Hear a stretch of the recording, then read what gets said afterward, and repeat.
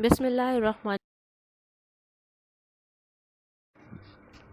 Assalamu alaikum class 10th. I welcome you all in online support program. I am your computer lecturer Musharraf Naseem and I am from Army Public School and Colleges Askari 14 Rawalpindi campus. I hope so students, I welcome you all in your chapter number 2 and this is the lecture number 9th and we are going to go through what are the constants and the variables and what are the types of the constants as well, what are the types of the variables and how we can specify the name of the variable, what are the rules for specifying the variables name and what are the data types in C programming language. ठीक है, so we are going to discuss all these things in today's lecture. I hope you will understand each and every point. So let's start with the constants and the variable. Constants and variables क्या चीज़ें होती हैं? Constants and variables are used in expressions in computer program. After an expression is evaluated, the result of the expression is also stored in a variable. So basically variable क्या चीज़ होती है? एक ऐसा block of memory होता है जो कि हम लोग प्रोग्राम को एग्जीक्यूट करवाने के लिए मेमोरी से जो है वो रिजर्व करवाते हैं ताकि हम लोग उसके अंदर अपने किसी वेरिएबल की वैल्यू को स्टोर कर सके. तो वेरिएबल का नाम जो है वो एबल. वेरी का मतलब क्या होता है? जो चेंज हो सकता हो. एबल जो इस काबिल हो. तो वेरिएबल क्या हो गया? जो ऐसी वैल्यू जो कि चेंज हो सकती हो. ठीक है, तो वेरिएबल मेमोरी जो है वो उसका ब्लॉक होगा जो कि हम लोग रिजर्व करवाएंगे किसी भी वेरिएबल की वैल्यू को स्टोर करवाने के लिए. और ये जब हम लोग रिजर्व करवाते हैं तो ये प्रोग्राम के स्टार्टिंग में हम लोग रिजर्व करवा लेते हैं. जैसे ही हमारा प्रोग्राम एग्जीक्यूशन के एंड पे चला जाता है, एग्जीक्यूशन उसकी कंप्लीट हो जाती है, तो फिर हम लोग क्या करते हैं? हम लोग उसकी जो है रिजर्वेशन जो है वो ऑटोमेटिकली ख़त्म हो जाती है. दैट मीन्स के वो वापस खाली हो जाता है और वो मेमोरी जो है वो फ्री हो जाती है. ठीक है, और कांस्टेंट क्या चीज़ें होती हैं? कांस्टेंट क्या है कि कांस्टेंट एक ऐसी वैल्यू होगी जो कि चेंज ना हो सकती हो. ठीक है, चाहे वो प्रोग्राम के स्टार्ट के अंदर हो, चाहे वो मिडिल के अंदर हो, चाहे वो प्रोग्राम के एंड होने के बाद हो, तो कांस्टेंट एक ऐसी वैल्यू होगी जो कि कभी भी चेंज ना हो सके. ठीक है, तो सबसे पहले कांस्टेंट को देख लेते हैं कि what are constants. Constants are quantities whose value do not change during program execution. They may be numeric, character और स्ट्रिंग.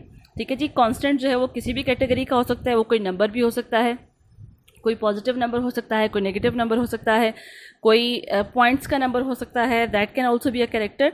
ठीक है, कोई कैरेक्टर भी हो सकता है और कोई स्ट्रिंग भी हो सकता है. तो सबसे पहले न्यूमेरिक कांस्टेंट्स जो हैं आपके सामने लिखे हुए हैं, इसकी एग्जांपल आपको मेंशन की हुई है. न्यूमेरिक कांस्टेंट में दो तरह की कैटेगरीज आ जाएंगी. सबसे पहले क्या आ जाएगा? इंटीजर कांस्टेंट्स, और उसके बाद आ जाएगा फ्लोटिंग कांस्टेंट्स. तो इंटीजर कांस्टेंट्स क्या होते हैं? ऐसी वैल्यू जो कि होल नंबर्स में हो, वो पॉजिटिव भी हो सकती हैं, नेगेटिव भी हो सकती हैं. फॉर एग्जांपल जैसे कि यहाँ पे मेंशन किया हुआ है 7145, this is a positive numeric constant. उसके बाद comma separated -234, this is negative numeric constant. उसके बाद कॉमा 26, पॉजिटिव न्यूमेरिक कांस्टेंट. तो सिमिलरली फ्लोटिंग पॉइंट कांस्टेंट्स कैसे होंगे? These are used to represent the values that are measured, like the height of a person which might have a value of 166.75 centimeter or the height such as 82.6 kilograms. ठीक है, इस तरीके से जो है वो न्यूमेरिक वैल्यूज आ सकती हैं. उसके बाद आ जाता है हमारे पास कैरेक्टर कांस्टेंट. कैरेक्टर कांस्टेंट क्या है? It is one of the symbols in C character set. It includes digits. इसके अंदर डिजिट्स भी आ सकते हैं, इसके अंदर अल्फ़ाबेट्स भी आ सकते हैं, चाहे वो लोअर केस लेटर्स हों चाहे वो अपर केस लेटर्स हों. और इसके अलावा इसके अंदर जो है punctuation symbol such as semicolon, और इसके अलावा comma, period and special symbol such as plus, minus, equals to, greater than, less than, at the rate, hash symbol. ठीक है, किसी भी तरह का कोई स्पेशल सिंबल जो है वो कैरेक्टर कांस्टेंट के अंदर इनक्लोज हो सकता है. Character constant is enclosed by single quotes such as, single comma के अंदर जो है वो इसके अराउंड जो है वो हम लोग हमेशा सिंगल कॉमा लगाते हैं चूँकि ये कैरेक्टर है. सिंगल कॉमास के अंदर पहले ए आ जाएगा, उसके बाद सिंगल कॉमास के अंदर एस आ जाएगा. इसी तरह से आप कोई भी एग्जांपल जो है कोई special symbol eight the rate जो है वो उसको यूज़ कर सकते हैं. उसके बाद आ जाता है हमारे पास string constant. String constant contains a string of characters within double quotes such as, double quotes के अंदर लिखा हुआ है हेलो अहमद और डबल कोट्स जो है उनको क्लोज कर दिया है. ठीक हो गया. इसी तरीके से हम लोगों ने डबल कोट्स के अंदर ए लिखा हुआ है. अब ए लिखा हुआ है तो इसका मतलब ये नहीं है कि ये कैरेक्टर है. कैरेक्टर हमेशा हम लोग कैसे गेस करेंगे कि ये चीज़ कैरेक्टर है? क्योंकि वो सिंगल कोट्स के अंदर इनक्लोज होगी. और हमें कैसे पता चलेगा कि फ़लाँ चीज़ जो है नेक्स्ट है हमारे पास variable. A variable is a symbolic name that represents a value that can change during execution of a program. मैंने आपको पहले भी बताया कि वेरिएबल क्या होगा, एक ऐसी वैल्यू होगी जो प्रोग्राम के दौरान या प्रोग्राम के अंदर जो है वो अपनी वैल्यू जो है चेंज कर सकती है. A variable has a name known as variable name and it holds data of other types. ठीक है, किसी भी कैटेगरी का डाटा टाइप जो है वो रख सकती है. A number or any type of data held in a variable is called its value. It also indicates the types of the value a variable can represent.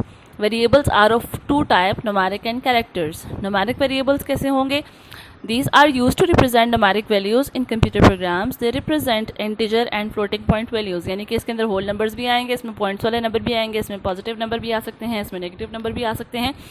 और वेरिएबल हम लोग लिखेंगे कैसे न्यूमेरिक वेरिएबल्स के लिए? तो some examples of numeric variables are sum, SUM, comma separated. हमने अगर एक से ज़्यादा वेरिएबल्स लिखने हैं तो हम लोग हमेशा क्या करेंगे, उन वेरिएबल्स के नाम जो है वो कॉमा सेपरेटेड करके लिखेंगे. पहले लिखा हुआ है सम, उसके बाद कॉमा, फिर AVG स्टैंड्स फॉर एवरेज. ठीक है, उसके बाद कॉमा, देन लेंथ, फिर comma salary, comma marks etcetera. ठीक है, तो ये सारे के सारे वेरिएबल्स के नाम जो हैं ये न्यूमेरिक वेरिएबल्स को रिप्रेजेंट कर रहे हैं.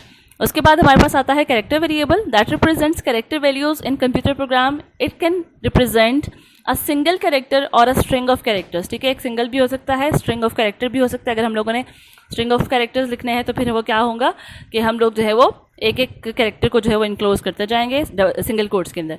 सम examples of character variables are name, city, gender etcetera. ठीक है, फॉर एग्जांपल अगर मैंने नेम लिखना है तो नेम क्या हो जाएगा? फॉर एग्जांपल अगर मैं कहती हूँ अली लिखना है तो सबसे पहले अली जो है अगर हम लोगों ने कैरेक्टर वेरिएबल्स में लिखना है तो वो कैसे हो जाएगा? वो हम लोग उसको स्ट्रिंग की तरह रिप्रेजेंट करेंगे. अली जो है वो डबल कोट्स में भी आ सकता है स्ट्रिंग के लिए.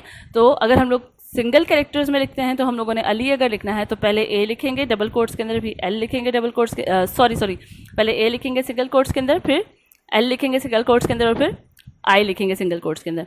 When a variable is used in a computer program the computer associates it with a particular memory location. अच्छा, ये बहुत इंपॉर्टेंट पॉइंट है यहाँ पे कि हम लोग जब when a variable is used in a program, ठीक है, the computer associates it with a particular memory location. कि हम लोग जब किसी वेरिएबल का नाम लिख लेते हैं तो उसके बाद क्या होता है कि कंप्यूटर जाके मेमोरी लोकेशन जो है उसको ऑक्यूपाई कर लेता है. The value of a variable at any time is the value stored in the associated memory location at that time. ठीक है, कि जब हम लोग वेरिएबल का नाम लिखते हैं तो उस वेरिएबल के नाम लिखने से क्या हो जाता है कि कंप्यूटर के अंदर एक मेमोरी ब्लॉक जो है वो रिजर्व हो जाता है. उस मेमोरी ब्लॉक के अंदर जो कंटेंट होता है या जो वैल्यू होती है वो उस वेरिएबल की वैल्यू होती है. तो variables are used so that the same space in memory can hold different values at different times.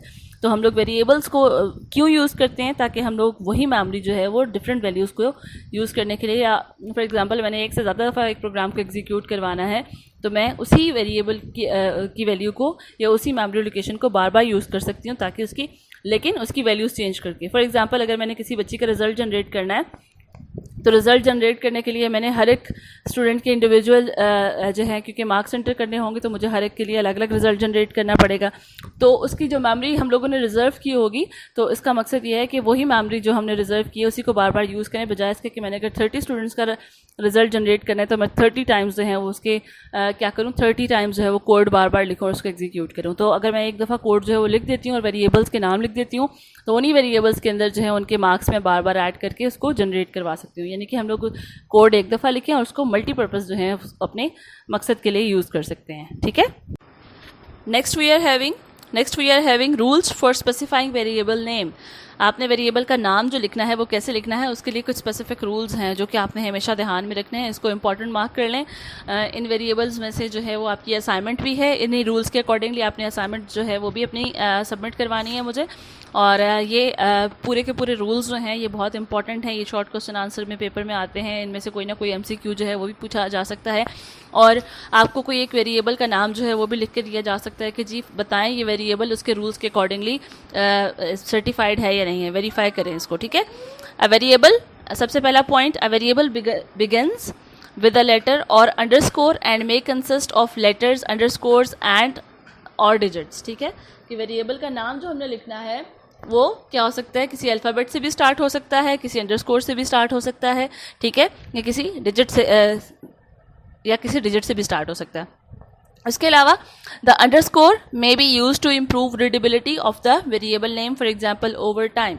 ठीक है, सबसे पहली बात उसने क्या की है कि हम लोग जब वेरिएबल का नाम लिखेंगे वो किसी बी लेटर से स्टार्ट हो सकता है। ठीक है, उसके अंदर हम लोग जो है वो अंडरस्कोर भी यूज़ कर सकते हैं या किसी अंडरस्कोर से भी स्टार्ट कर सकते हैं, तो जो इंडिकेट करेगा कि ये वेरिएबल का नाम है।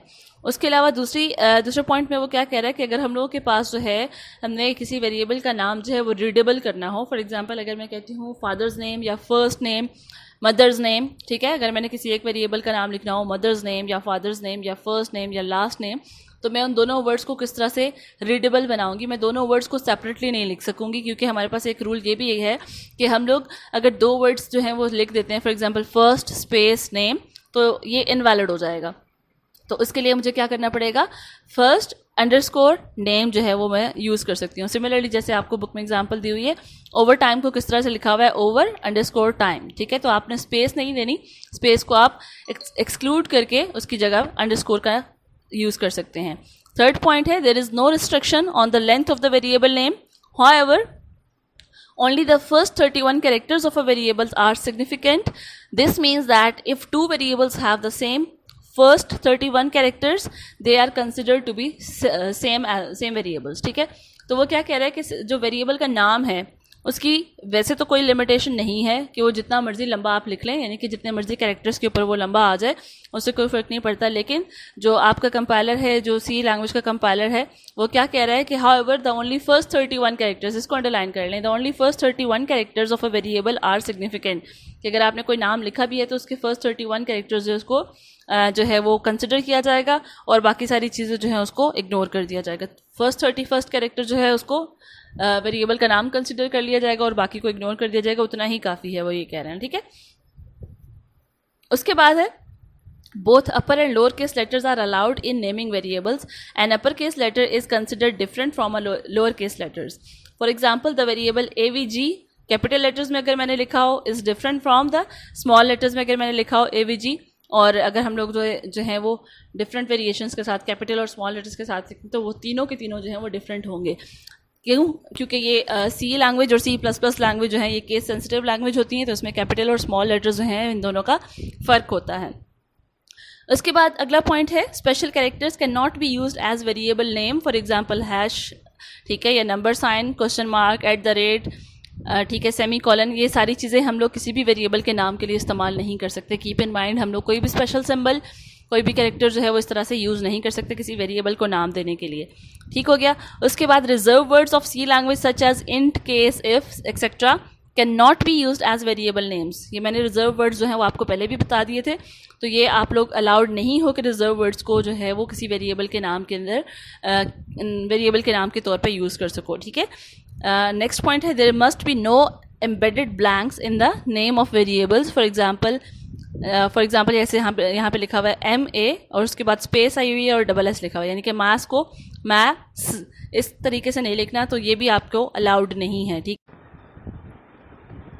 सो the next thing is data types used in C programs. हम लोगों ने डेटा टाइप्स जो है वो बहुत अच्छे से जो है अंडरस्टैंड करनी है। डेटा टाइप्स आपको पता होंगी तो आप अच्छे तरीके से प्रोग्राम्स जो हैं वो बना सकेंगे।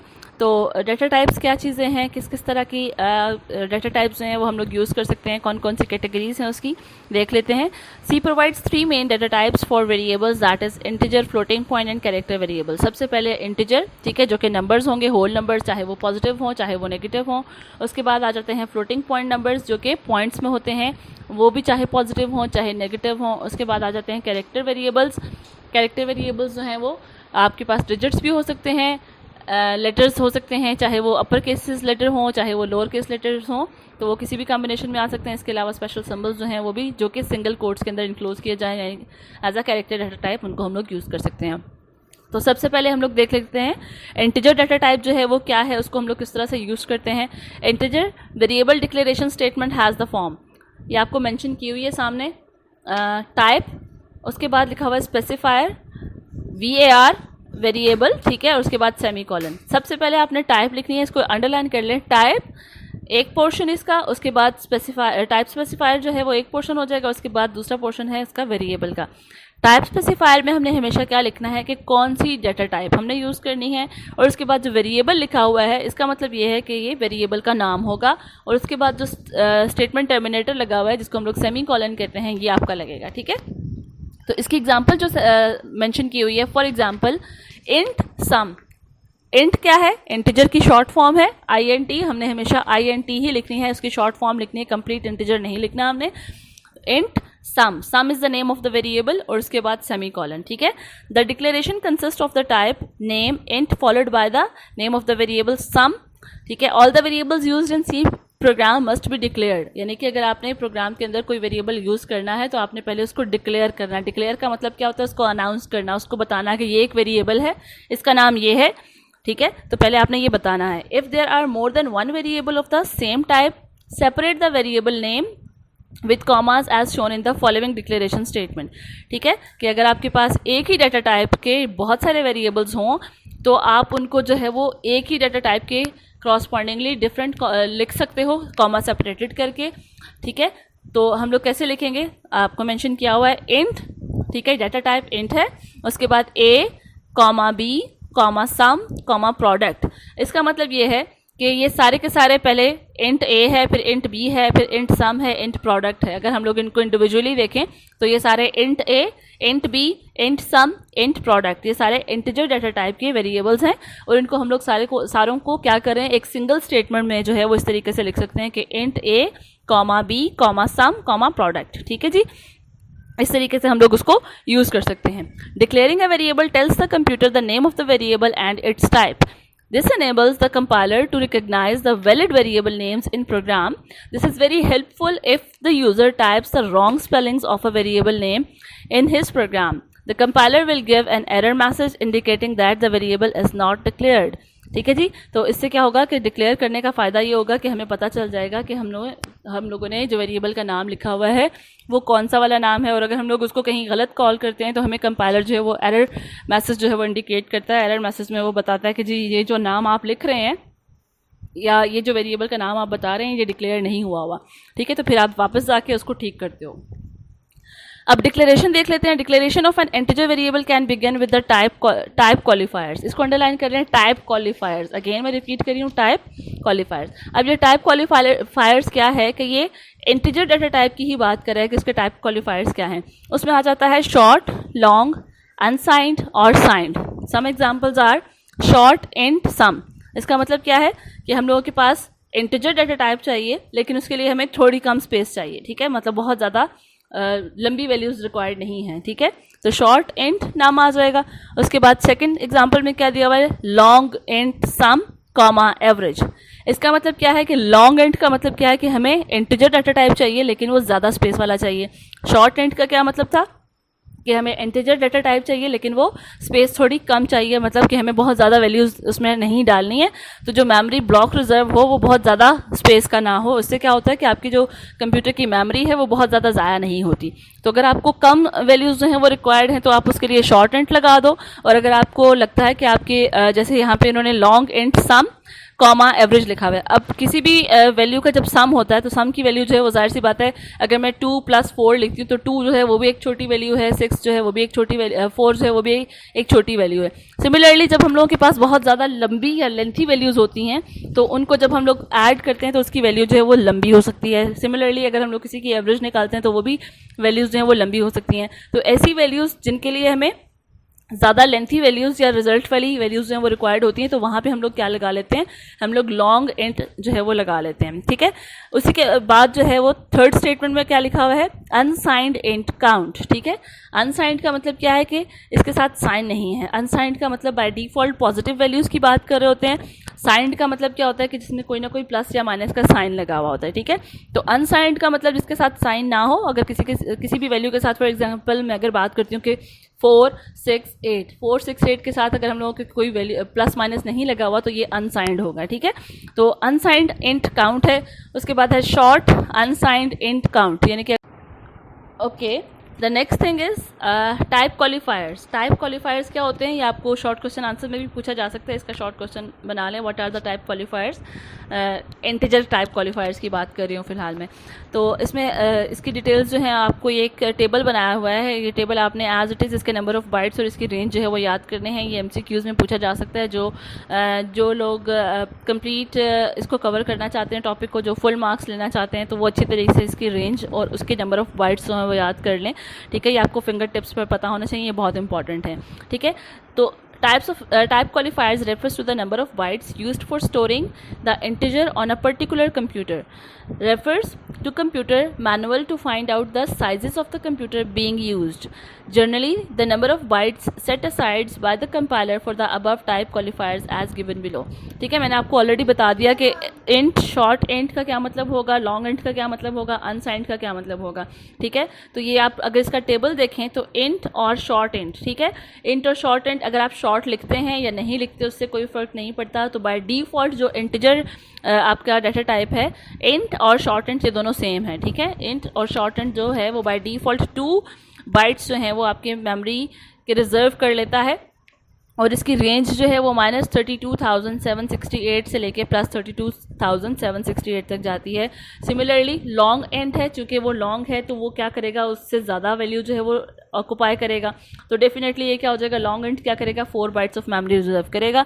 और उसकी रेंज जो है वो -2147483648 से लेके प्लस सेम वैल्यू तक जो है वो जाएगी. ठीक है, उसके बाद अनसाइंड int है, क्योंकि इसमें हम लोगों ने साइन शाइन नहीं लगाना, प्लस या माइनस नहीं लगाना. तो ये कितने नंबर ऑफ बाइट्स जो है वो रिजर्व करेगा, that is 2 number of bytes जो है वो रिजर्व करेगा. ठीक है, तो इसकी रेंज जो है वो 0 से स्टार्ट होती है एंड 65,500. नेक्स्ट है हमारे पास floating point data type. Floating point variables are used for storing floating point numbers. Floating point numbers are stored in memory in 2 parts. The first part is the mantissa and the second part is the exponent. Mantissa क्या है? The mantissa is the value of the number and the exponent is the power of which it raised.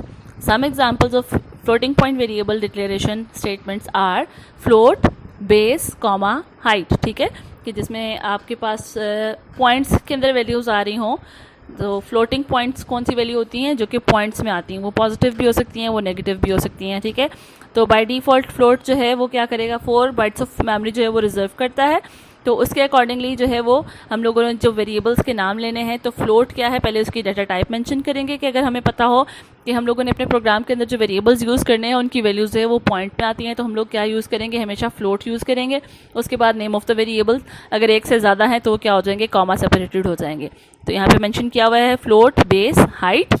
ठीक है, base के बाद comma, फिर height, उसके बाद semicolon. Similarly float की जो है, अभी जैसे कि मैंने आपको बताया कि टाइप क्वालिफायर्स जो हैं वो इसके आ जाएंगे. तो फ्लोटिंग पॉइंट के टाइप क्वालिफायर्स में क्या आ जाएगा, double float and long double float. ठीक है, डबल फ्लोट में क्या आ जाएगा, यानी कि इसकी वैल्यूज़ जो हैं वो ज़्यादा आ जाएंगी. इसमें आ जाएगी A, B, टोटल, या आप कोई भी अपनी मर्जी से वेरिएबल का नाम जो है यहाँ पे लिख सकते हो. उसके बाद आता है लॉन्ग डबल फ्लोट साइज़. ठीक है, तो लॉन्ग है तो इसका मतलब है कि ये डबल से भी ज़्यादा होगी. तो इसके अंदर जो है वो हमारे 10 नंबर ऑफ बाइट्स जो हैं वो रिजर्व होते हैं. और इसके अंदर हम लोगों ने क्या लिखना है, long double float size. Float के बाद जो साइज़ लिखा हुआ है ये कोई फ्लोट साइज़ नहीं लिखा हुआ, size is the name of the variable, ये किसी भी चीज़ का नाम है.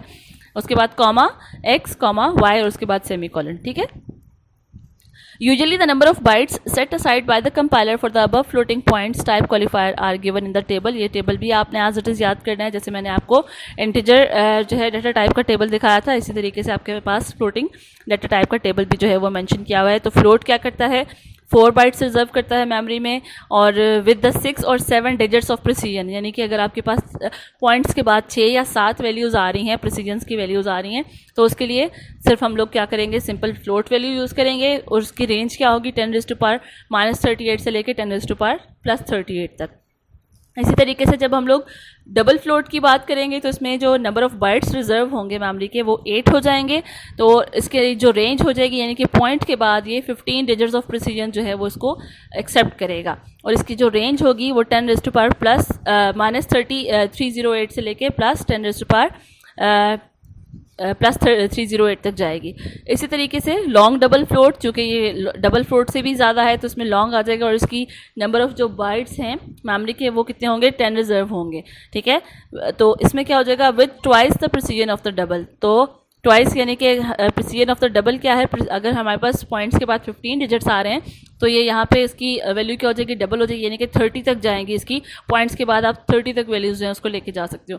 तो ये नॉर्मली हम लोग जो बेसिक प्रोग्रामिंग कर रहे होते हैं तो वहाँ पे हमारे पास बहुत, अगर ज़्यादा हम लोग कोई वैल्यू जो है उसको यूज़ कर लें तो डबल तक जाते हैं। लॉन्ग डबल तक जो है वो जब हमारे पास बहुत बड़ी या हैवी वैल्यूज़ आएँ तो फिर वहाँ पे हम लोग long double data type use करते हैं। और लॉन्ग डबल डाटा टाइप की रेंज कहाँ से है, 10⁻⁻4932 से लेके 10⁻+4932 तक जाएगी। ठीक है जी।